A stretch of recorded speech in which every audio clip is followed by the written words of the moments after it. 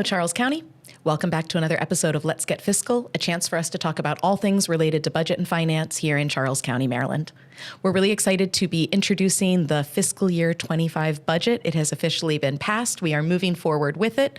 And Jake Dyer from Fiscal and Admin Services is here to join us to tell us the top 5 exciting things that we want you as a community to know about the Fiscal Year 25 budget. Yeah, thanks for having me. Thanks for coming. Jake, I'm super excited because we've been talking about the budget's coming, it's being introduced, it's being voted on, we have a public hearing, and all of a sudden now it's actually here. Yes. Awesome. Yeah. All right, top 5 things you want the community to know. Well, it's not a topic, but just remember the fiscal year starts on July 1, so we're getting close to it. So it starts on July 1, it ends on June 30th of 2025. So just want to be clear about that. But there is 5 things I'm really excited about. Tell me about these 5 things. From a nerdy budget fiscal standpoint. I love it. All right, hit us with your nerdiness. I'm ready. So the first thing is this year we did include more in community engagement into the process, where we did some surveying. And for those who participated in that survey, thank you so much for doing that, because we really looked at that information and we used it to make more informed decisions on the budget process.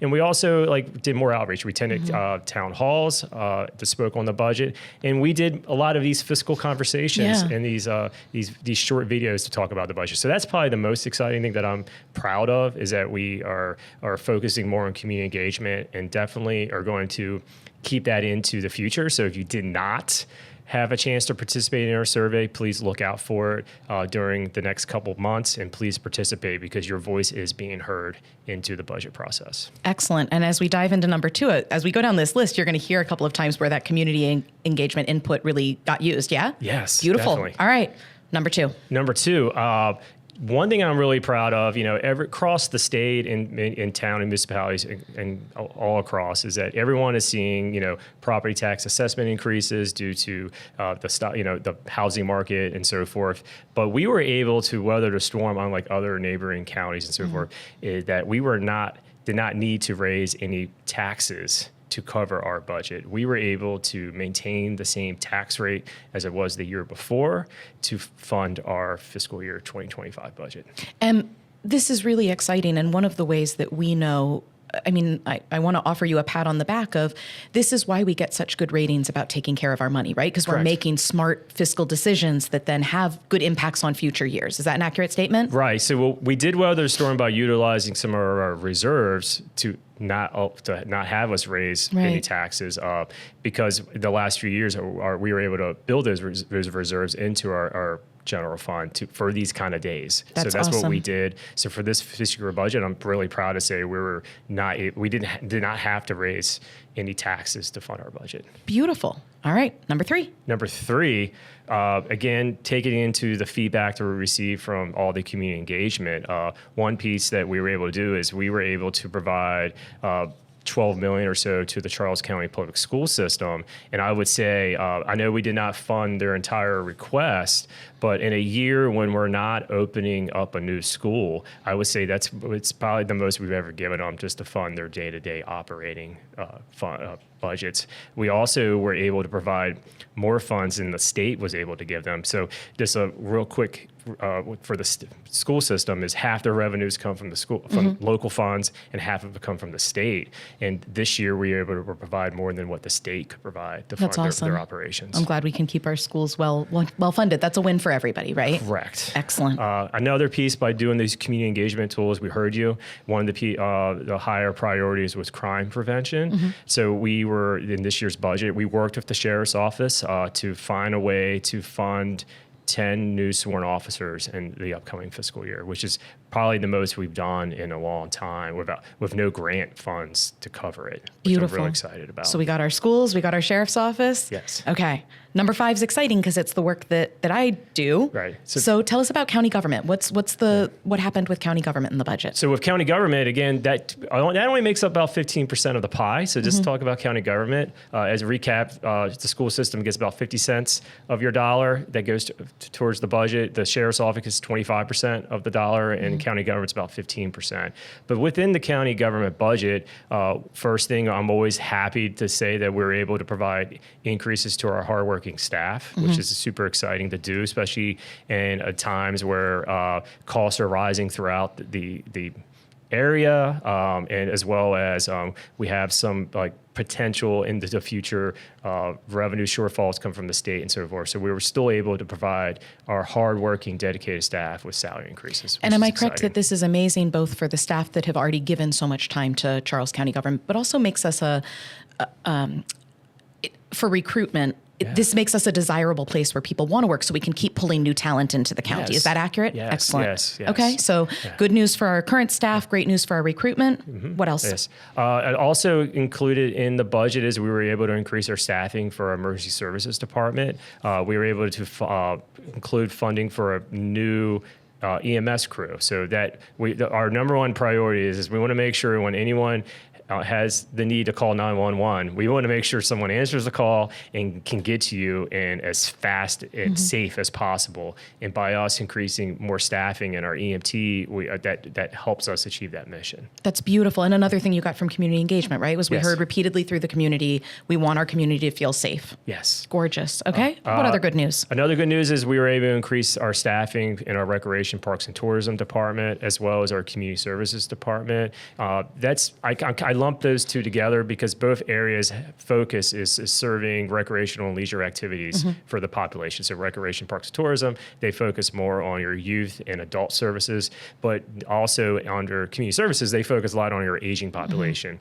And we're able to increase staffing in those two departments to provide those services, which is exciting. And I have to say, even outside of all of the community engagement you did just for budgeting, when I do any community engagement for anything, I hear this all the time. Like, what are our kids doing? What are their opportunities? Where can I go to have fun in the county? And we do know that our aging population is growing and we need to provide those services. So I love hearing that when people say this is what we're looking for, we're actually providing the funding to support that. Yes. Awesome. What else did we put in the budget? So west side of the county, which is a place near and dear to my heart, they got some really good funding to help improve their community, yeah? Yes, so in the Bryan's Road, Indian Head communities, we put a new position under economic development to focus on commercially developing those areas, which is exciting because we know, if you have commercial growth in an area, that makes your tax base even stronger. Excellent. So also on that areas that we focused a lot, we heard the citizens when it spoke to sidewalk needs in the Bryan's Road area. So we were able to put additional funding in the budget through our capital improvement program, as well as a initiative submitted by Commissioner Coates in our add delete process, which we'll go to in a minute or two, to provide more sidewalks in the Bryan's Road area. Beautiful. So you just touched on some of the work that Commissioner Coates was asking for. Can we kind of wrap up with commissioners get the opportunity to request funding specific to what they want, yes? Correct. Okay. Can you give us a little bit of information about how that unfolded? I'll be brief. For anyone that wants to know more about it, we did do a budget bite on the Commissioner add delete at the end of the budget process. But each commissioner always has an opportunity at the end of the process, after they hear the community public hearing and feedback, to put in any additions or deletions to the budget. So as I say, Commissioner Coates put in some funding for our sidewalk improvements in Bryan's Road, but also Commissioner Stewart put in a sidewalk improvement to be done near J.P. Ryan Elementary.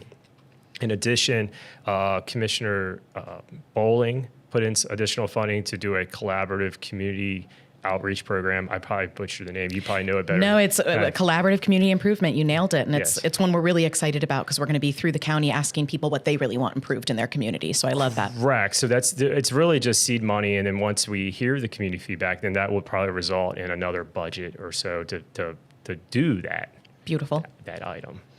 And Commissioner Collins and Patterson. So Commissioner Patterson did a add delete to provide our hardworking employees of additional personal time off leave.